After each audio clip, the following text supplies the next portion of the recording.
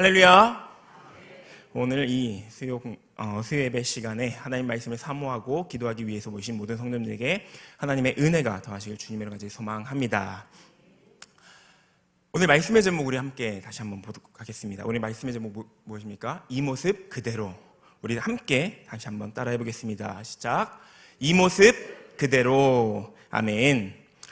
이 시간은 간증의 시간으로 이 설교단에 오르게 되었습니다. 혹시 들리시나요? 이 심장의 떨림의 소리가. 네. 하나님 말씀을 증거하는 거에 대해서 어느 정도 이제 익숙해질 법도 하고 또 열심히 준비했기 때문에 하나님 말씀을 증거하는데 즐겁고 신나야 하는데 어찌나 이 자리가 이렇게 늘 올라올 때마다 두렵고 떨리는지. 물론 첫 간증 설교의 시간이고 첫 설교이기도 하지만 물론 새벽에 제단 가운데 새벽의 말씀도 증거한 시간도 있었지만 우리 성도님들에게 또 이 시간 무엇을 어떻게 간증하며 나아가야 되는지 참 많이 고민하는 시간을 갖게 되었습니다. 제가 제가 이 반월중앙교회에 부임하면서 이야기를 들었습니다. 한 달 후에 간증의 설교를 하게 됩니다 라고 이야기했을 때 한 달을 세보니까 아직 한 달이 안 됐더라고요.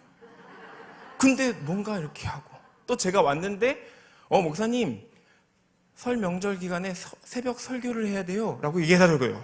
온지 아무것도 모르는데 그냥 설교를 하래요. 그래서 또 부족하지만 했습니다. 그래서 생각해보니까 한 달이라는 시간이 어떻게 됐나 싶으니 제가 이사 온 날로부터 딱 오늘이 한 달이 됐네요. 이렇게 한 달이었구나 라는 걸 제가 또 한번 생각하게 되었습니다. 어떻게 보면 제 짧은 신앙의 간증 가운데 우리 성도님들에게 무엇을 어떻게 간증하며 나아가야 할지 생각하는 가운데 어떻게 보면 당연한 신앙의 고백이고 또 어떻게 평범한 그러한 모습의 사역의 시간들인데 이 말씀을 증거할 때 우리 성도님들이 어떻게 감동이 될까 생각해 보았습니다. 우리 성도님 한번 질문 한번 해보셨으면 좋겠습니다. 제가 간증을 하려고 했던 것 때 너무나도 평범하기 때문에 우리 성도님들도 다 이 정도는 경험했지 않은가라는 것을 한번 여쭤보고 싶습니다. 우리 성도들 다 한번 이런 경험들 해보셨습니까? 높은 데서 떨어져서 죽을 고비를 넘기시는 그런 사건들 다들 그런 거 있으시죠? 높이는 우리 여기 예배 2층 정도 되는 곳에서 자전거를 타고 떨어졌습니다. 6살 때. 그 정도 다들 있으시잖아요. 죽을 고비. 그래서 하나님을 만나게 되는 것. 아니면 자동차 사고가 나서 뼈가 부러진다든가. 아니면 기억을 잃는다든가. 다들 그 정도는 다 있지 않으십니까? 그러니까 믿음의 우리 신앙을 갖고 있는 것이 아닐까 싶습니다. 물론 여러 가지 가운데 또 물질의 풍요로움도 있지 않으셨습니까? 그런데 한순간에 그 물질의 풍요이 싹 사라지는 그러한 기적이라 표현하기는 좀 그렇지만 그런 것도 경험해보시고 다들 우리 성도님들 다 그런 거 경험해보셨죠. 그래서 제가 이 말씀을 준비하면서 어떻게 간증해야 되지? 다 이미 아시는 건데? 라는 마음이었는데 평범한 사람이 평범한 사역의 시간을 나눌 때 주님께 기도했습니다. 주님 무엇을 어떻게 간증하며 나아갑니까? 라고 기도했더니 주님께서 저에게 주신 게 내가 만난 하나님 지금도 내가 너와 함께하고 있는 하나님을 증거해라 라고 말씀해 주셨습니다. 그래서 이 자리에 섰는데 아직도 두렵고 떨리지만 그래도 제가 전하는 이 말씀 가운데 오늘도 이 말씀 가운데 하나님의 은혜가 더하시길 간절히 소망합니다. 우리 성도님들 또 한번 질문해 보겠습니다. 우리 예수님 만나셨습니까? 그렇다면 아멘하고 대답했던 우리 성도님들 이거보다 2배는 커지시길 소망합니다. 예수님 만났다면 꼭 그 예수님을 붙잡으시기 바랍니다. 그 붙잡고 나아갈 때 하나님께서는 힘들고 어렵고 앞에서 제가 간단하게 제 삶에 대해서 이야기했지만 그러한 고통과 힘든 가운데도 주님은 역사하시고 살려주셨고 지금까지 인도해 주셨습니다. 우리 성도님들도 각자의 신앙생활 가운데 간증거리가 분명히 있을 것입니다. 그러한 거 그때마다 누가 계셨습니까? 바로 예수님이 함께 하셨습니다. 그거 절대 놓치지 말고 하나님 말을 붙잡고 나가는 예수님만 붙잡고 나가는 우리 모두가 되시길 다시 한번 주님의 이름으로 소망합니다. 저는 어려서부터 서울에서 나고 자랐습니다. 서울 사람처럼 보이십니까? 네, 그렇죠. 꼭 이런 질문을 하면 저기 중동 어느 쪽이라고 개인적으로 간증으로 중동보다는 저기 동유럽 쪽으로 표현해 주시면 동유럽에서 본 것 같은데 라고 얘기해 주시면 개인적으로는 너무 감사할 것 같습니다. 서울 끝자락 서쪽 끝자락에서 자랐는데 이름도 참 특별한 신월동이라는 곳에서 자랐습니다. 신월동 혹시 아십니까? 네, 신월동 한자로 풀이하면 새로울 신 달월자, 달동네에서 자랐습니다. 달동네 출신인데 이 신월동을 조금 자랑을 하다면 우리 성도님들 비행기 많이 보셨습니까? 비행기를 보통 그리라고 하면 어떻게 그리죠? 네, 사랑해요. 이렇게 옆모습을 이렇게 그립니다.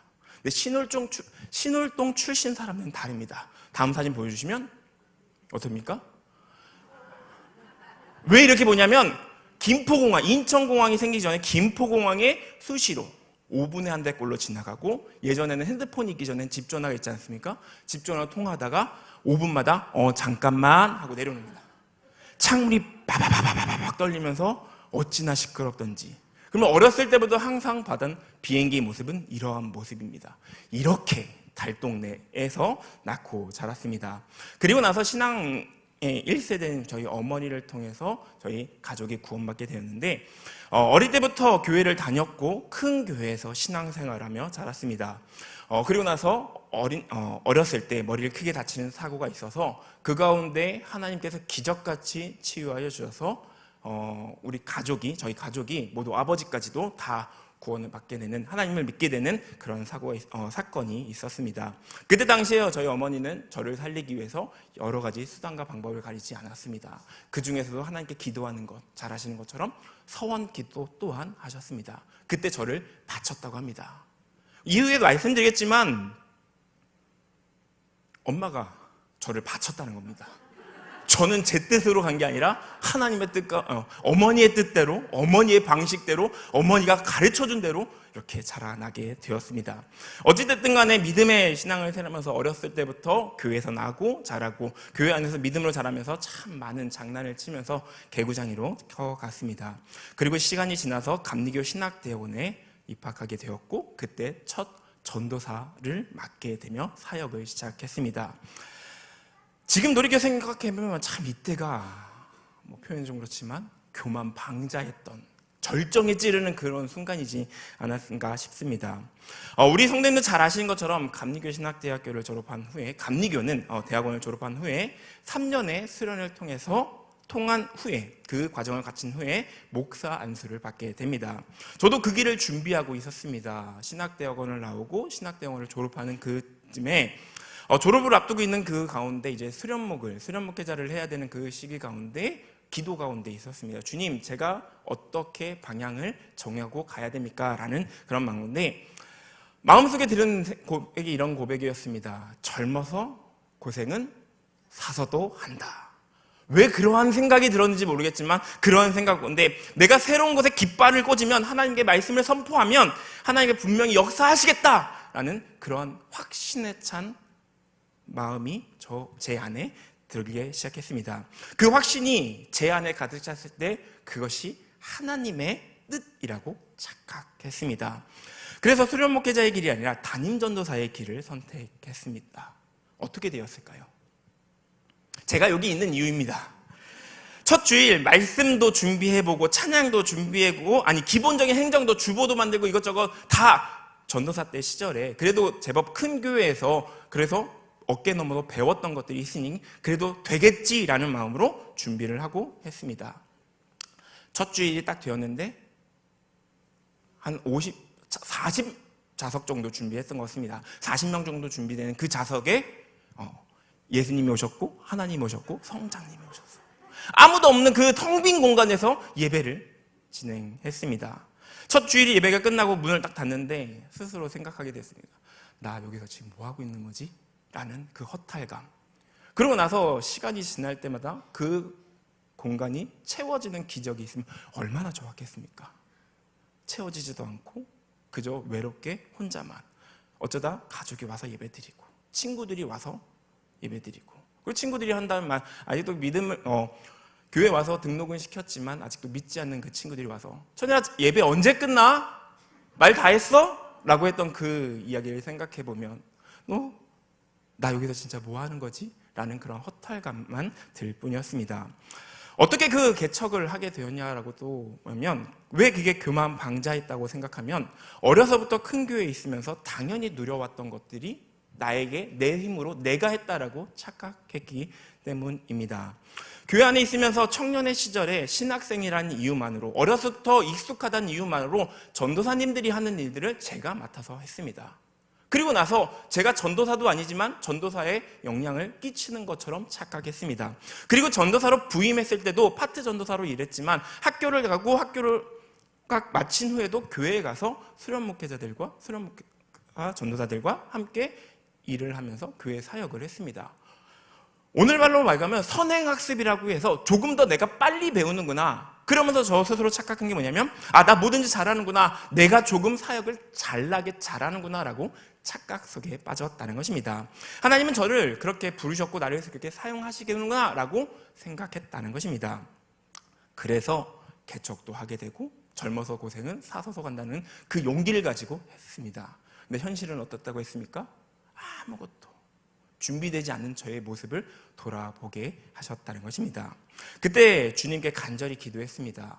처음으로 기도했던 것 같습니다. 앞서서 주님 이게 하나님의 뜻입니까? 라고 기도했지만 생각해보면 주님 나 개척할 거예요, 하나님의 말씀 가운데 깃발 꽂고 나아갈 거예요 라고 기도했는데 그게 하나님의 뜻을 구한 것이 아니라 제 의를 위해서, 제 뜻을 위해서. 주님 내가 하겠다는데 왜? 뭐가 문제입니까? 하나님은 그냥 저를 서포트하면 됩니다 라고 착하게 기도를 했던 것 같습니다. 어쨌든 그때 다시 돌아오면서 철저하게 눈물을 흘리며 기도했습니다. 주님을 위해 교회를 세우겠다라고 제가 다짐하고 선포하고 나아갔는데 사실은 그 기도가 제 의를 위한 기도였습니다. 주님을 이용만 하려고 했던 이 모습 용서하여 주십시오라는 회개의 기도를 했습니다. 주님 말씀도 모르겠습니다. 기도도 모르겠습니다. 교회 사역도 제가 무엇한 건지 하나도 모르겠습니다. 주님 저를 사용해 주십시오, 나를 이끌어 주십시오 라고 처음으로 진실하게 고백했습니다. 그때부터 하나님께서는 하나씩 저를 훈련시켜 주셨습니다. 넘어지기도 하시고 기다리기도 하시고 또 깨닫게도 해주셨습니다. 많은 목사님들을 경험하게 해주셨고 또 많은 교회를 경험하게도 하셨고 또 결국 하나님께서 이 좋은 교회까지도 저를 불러주신 줄 믿습니다. 이 과정 속에서 저에게 든 한 가지 깨달은 것은 바로 이것입니다. 하나님은 준비된 사람을 쓰신다입니다. 준비되지 않은 이 모습 가운데 내 의대로, 내 뜻대로, 내 착각 속에서 시작했더니 아무것도 진행되어지지 않는다는 것을 알게 되었습니다. 그런데 더 중요한 것이 있습니다. 하나님은 준비된 사람을 쓰신다라고 했을 때 우리는 인간적인 또 생각을 하게 됩니다.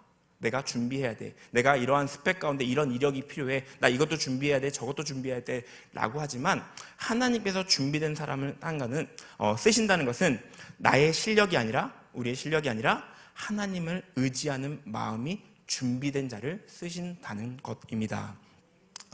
여기서 제 이름의 뜻을 다시 한번 풀이해 보고 싶습니다. 제 이름 다들 아시죠? 제 이름이 뭘까요? 유천일입니다. 1001이라는 뜻을 담겨 있는데 이 1001의 이름의 한자 뜻도 마찬가지로 너무나도 쉽게 풀이할 수 있습니다. 무엇일까요? 하늘천의 하늘자, 해일자, 날일자. 보통 이렇게 하면 하늘천의 1일자에서 숫자 1, 하늘은 하나구나라고 얘기하시는 분들이 있지만 해일자, 그 뜻을 바로 해석하면 어떻게 됩니까? 하늘의 해라는 뜻을 담고 있습니다. 그래서 어렸을 때 이 이름을 한자를 처음 배우기 시작하면서 제 이름을 제가 스스로 풀이했더니 저 스스로 나는 하늘의 유일한 존재구나라는 그러한 생각을 했습니다. 그래서 그렇게 잘난 멋에 살았던 것 같습니다. 이렇게도 하고 저렇게도 하고 또 하나님을 제가 이용하려고 하는 그런 몹쓸 마음도 품지 않았을까 싶습니다. 그런데 사역을 하고 하나님을 진짜 만나게 되면서 깨닫게 되었습니다. 빛을 내는 존재는 자기 스스로 자랑하지 않는다는 것을, 태양은 말하지 않고 그냥 그 자리에서 빛을 비춘다는 것을 깨닫게 되었습니다. 그리고 그 빛은 자기를 드러내기 위해서 비추는 것이 아니라 세상을 비추기 위해 존재한다는 것을 점점점 깨닫게 되었습니다. 하나님은 저를 빛나는 존재로 부르신 것이 아니라 빛을 비추는 통로로 부르셨다는 것을 깨닫게 되었습니다. 그래서 겸손한 마음으로 하나님을 자랑하며 나아갈 때 주님은 이 모습 그대로, 있는 모습 그대로 저를 사용하신 것을 알게 되었습니다. 이렇게 기도하고 나서 또 하나님 말씀을 보면서 지금도 계속해서 잊지 않는 구절이 오늘 본문의 말씀인 야베스의 기도입니다. 야베스의 기도는 2000년대 초반이었을까요? 그 기도의 간증, 야베스의 기도라는 그 기도의 간증처럼 수고를 낳고 아무것도 없는 그 존재가 하나님을 의지했을 때 기적이 일어났다라는 그러한 책이 편찬된 것처럼 마찬가지로 이 말씀도 그때 당시에 저에게 기억되는 말씀이기도 했습니다. 오늘 본문 9절의 말씀을 보여주시면 9절 말씀의 시작 부분에 이렇게 고백합니다.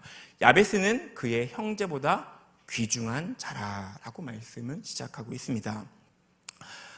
야베스는 형제보다 귀중한 자라라고 분명히 이야기하고 있습니다. 왜 그렇게 고백하고 있냐면 9절 이후의 말씀을 보면 무엇입니까? 그의 어머니가 이름하여 이르되 야베스라 했으니 이는 내가 수고로이 낳았다 함이었더라. 아멘. 수고로이 낳았다라 위안에 이 세 번역 말씀을 제가 다시 한번 찾아봤는데 세 번역 말씀에는 하나님의 고통이 어머니가 고통을 겪으면서 낳은 아들이라고 고백하고 있습니다. 수고로이 낳았다, 고통 가운데 겪으며 낳은 아들이다 라고 해서 야베스, 그 이름이 고통이라는 뜻을 담겨 있었다는 것입니다. 그 아들이 얼마나 고통 가운데 낳았길래 이름을 고통이라고 지었겠습니까? 그렇게 힘들게 어렵게 낳은 그 자식이 10절 말씀을 보면 그 야베스가 이렇게 고백합니다. 야베스가 이스라엘 하나님께 아뢰어 이르되 주께서 내게 복을 주시려거든 나의 지경을 넓히시고 주의 손으로 나를 도우사 나로 환난을 벗어나 내게 근심이 없게 하옵소서 하였더니 하나님이 그가 구하는 것을 허락하셨더라. 아멘.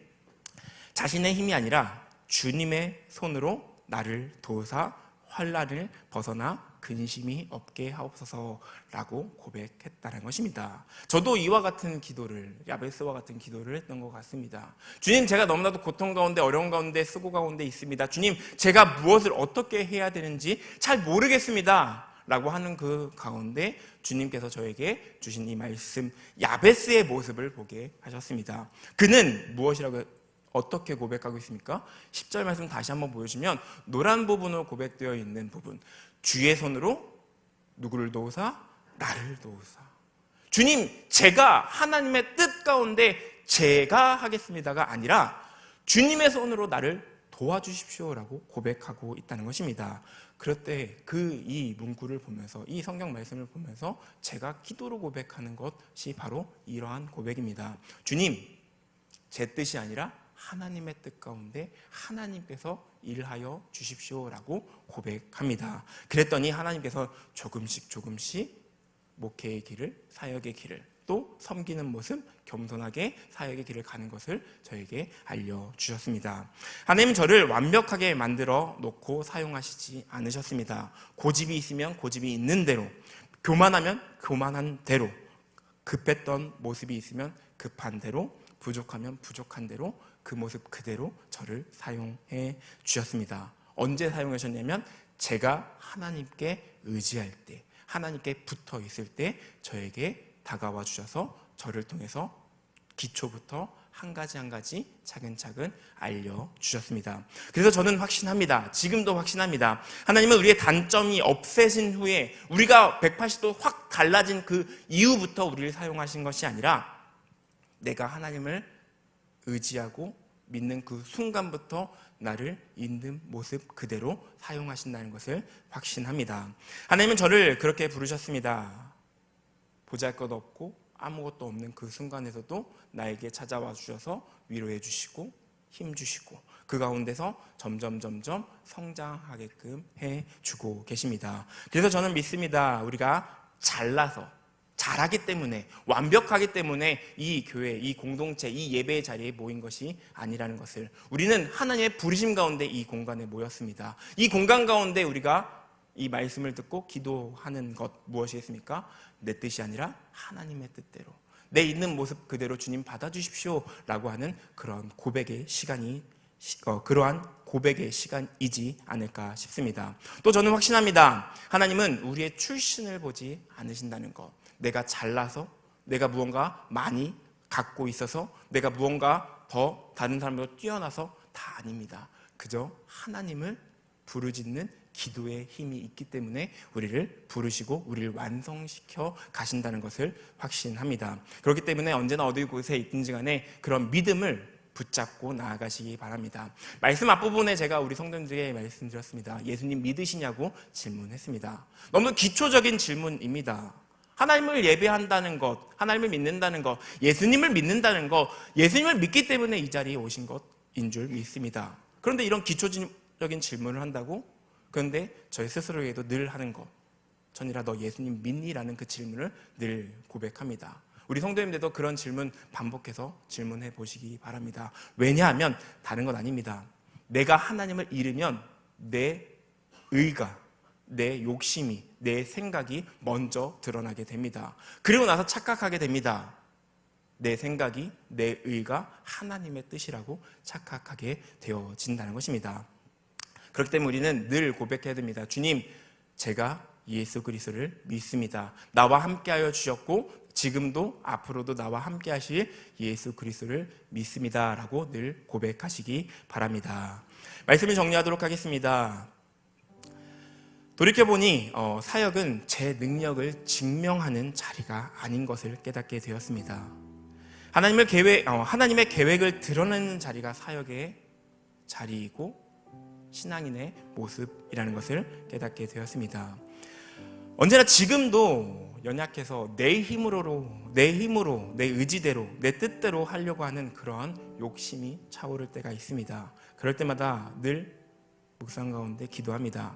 주님, 내 뜻이 아니라 하나님의 계획을 기대하게 하여 주십시오. 하나님의 살아 역사하심을 경험하는 그러한 시간 되게 해주십시오 라고 기도합니다. 이런 고백을 할 때 주님께서는 저에게 다가오셔서 늘 똑같이 말씀해 주십니다. 괜찮다, 내가 너와 함께 하겠다라고 말씀해 주십니다. 물론 지금도 많이 부족하고 많이 훈련 받아야 됩니다. 너무나 부족해서 우리 성도님들 앞에 말씀을 전달한다는 것이 지금도 떨리지만 그럼에도 불구하고 하나님의 말씀을 증거할 수 있는 이유는 방금 말씀드렸던 것처럼 하나님의 계획을 믿고 하나님께서 역사하실 것을 믿기 때문입니다. 우리 성도님들 마찬가지로 지금까지 지켜주셨던, 지금까지 경험했던 예수 그리스도 하나님의 은혜가 분명히 있을 줄 믿습니다. 그것을 절대 잊어버리지 않고 하나님께 감사하며 나가시기 바랍니다. 주님께서는 그 순간 가운데 다시 한번 하나님을 의지하는 이 모습 그대로 우리를 사용해 주실 것입니다. 우리가 하나님의 손에 붙들렸을 때 못하는 것이 없을 것입니다. 하나님께서는 무엇이든지 다 이루어 주실 줄 믿습니다. 그러한 경험을, 그러한 것을 다시 한번 이 순간에도 체험하고 경험하며 다시 한번 믿음 가운데, 하나된 공동체 가운데 하루하루 살아가는 우리 모두가 되시길 주님으로 간절히 소망합니다. 기도하도록 하겠습니다. 사랑과 은혜가 풍성하신 주님, 오늘 이 수요 예배 자리 가운데 간증을 통해서 작은 이 간증의 시간 가운데 주님을 바라보게 하시니 감사합니다. 주님, 오늘 나눈 이 말씀처럼 우리는 완성된 사람이 아니라 부족한 사람임을 고백하며 주님께서는 또한 완성된 사람을 찾으신 것이 아니라 부족한 사람을 붙잡아 주셔서 하나님의 일을, 하나님께서 원하신 그 뜻을 이루신 분임을 믿습니다. 그래서 이 모습 그대로 어느 곳에 가든지 간에 하나님을 의지하는 이 모습 그대로 하나님의 방법을 따르며 나아가는 우리 모두가 되게 하여 주시옵소서. 야베스가 기도했던 것처럼 주의 손으로 우리를 붙잡아 주십시오, 나를 붙잡아 주십시오 라고 했던 이 고백처럼 우리의 가정과 일터와 교회 안에서 주님의 손을 함께 붙잡으며 주님의 뜻을 붙잡으며 주님을 의지하며 나아가는 우리 모두 되게 하여 주시옵소서. 그래서 우리 안에 있는 교만을 내려놓고 내가 할 수 있다, 내가 한다라는 그런 착각을 내려놓고 하나님께서 하신다, 하나님이 하신다는 믿음으로 살아가는 우리 모두가 되게 하여 주시옵소서. 그래서 우리 반월중앙교회가 하나님의 역사를 경험하고 하나님을 기뻐 찬양하는 그러한 교회 되게 하여 주시옵소서. 부족함 속에서도 포기하지 않고 서로를 품고 세워주며 함께 주님께 영광을 올리는 그런 공동체 되게 하여 주시옵소서. 감사드리며 우리 주 예수 그리스도의 이름으로 기도드립니다. 아멘.